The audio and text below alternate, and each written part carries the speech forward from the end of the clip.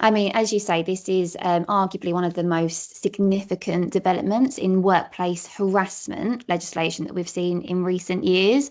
And that's because it's fundamentally changing what employers are expected to do.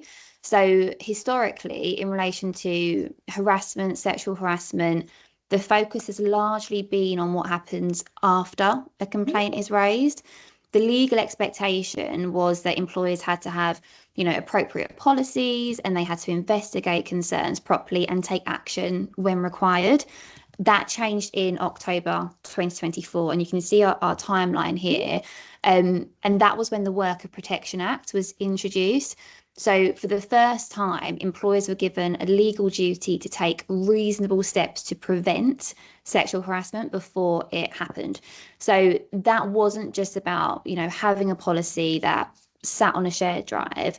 That expectation became that organizations need to think proactively about preventing harm, identifying any risks, and creating a worker-safe environment, training their employers on what sexual harassment actually means and their role in preventing it. Where an employer breaches that duty, tribunals can increase compensation up to 25% in successful claims. So that again in itself is really significant. Come April 26, just gone, those protections expanded again. So sexual harassment disclosures were then expressly incorporated into whistleblowing legislation.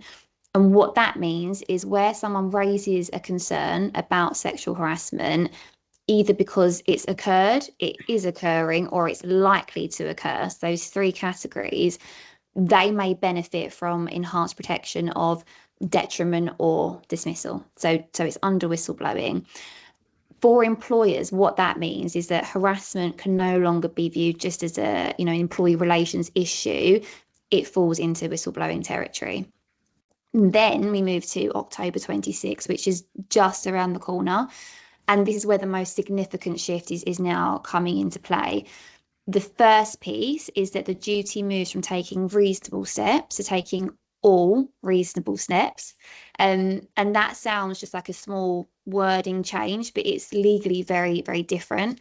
It raises the threshold considerably, and it creates a much higher expectation that employers can demonstrate that they've thought about risks, they've assessed them, and they've taken every reasonable preventative step that's available to them. So the second major change come October is the introduction of third-party harassment liability. And I'll come on to that in a bit more detail in the next slide. But ultimately, the question that employers are increasingly going to be asked is no longer, did you respond appropriately after something happened? And it's going to become, can you demonstrate that you identified any foreseeable risk and you took proactive steps to prevent harm before it occurred? And that is a very different question.